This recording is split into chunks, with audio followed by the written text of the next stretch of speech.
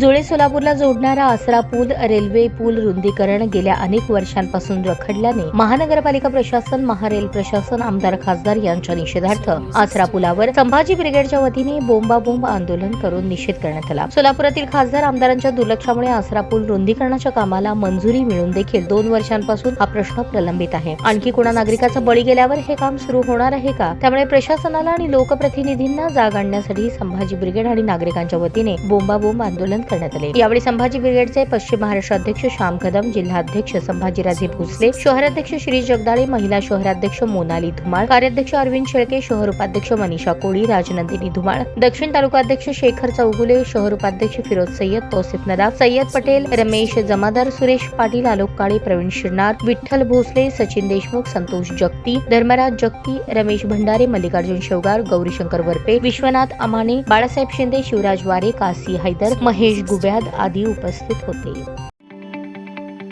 ताज्या बातम्या पाहण्यासाठी प्राईम महाराष्ट्र न्यूज चॅनलला सबस्क्राईब करा।